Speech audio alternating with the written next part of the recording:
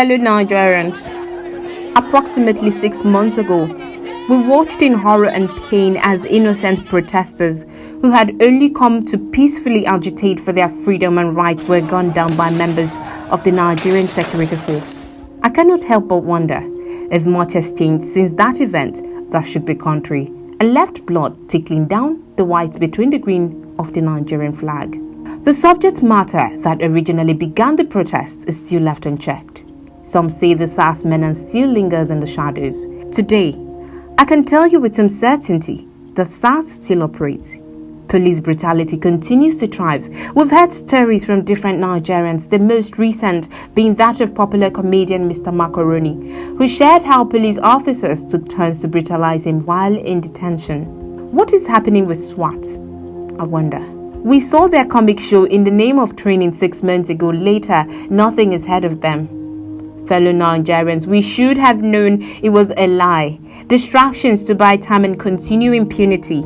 6 months have gone by and the Nigerian government is not accountable to questions about change or the calls for an end to social injustice. Amid several reports and multiple eyewitness accounts, they still insult our intelligence by denying what happened at the Lekki toll gate on the 20th of October. They call it massacre without bodies. The families of the victim of the Lagos shootout carry so much pain, more than you and I can imagine. They have resorted to their fate, perhaps searching for a will to live after losing sons, daughters, fathers, mothers and friends whose only crime was being at the toll gate on the 20th of October 2020. It won't be out of place to say that nothing has been done for them or the country as a whole regarding this terrible issue.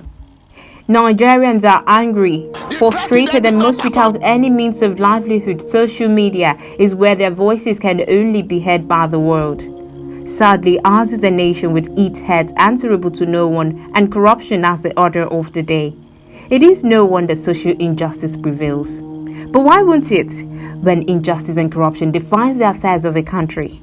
How many times will the same caliber of evil be talked about and tackled until it is completely eliminated? When will it ever end? When will Nigeria be a better place? Even these have become rhetorical questions.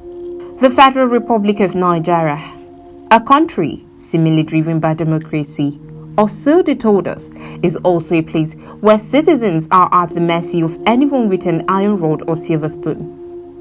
It has been 6 months, but we cannot forget the lies Nigerians told Nigerians in a bid to cover up the sinister acts of October 20th, 2020. We can never forget.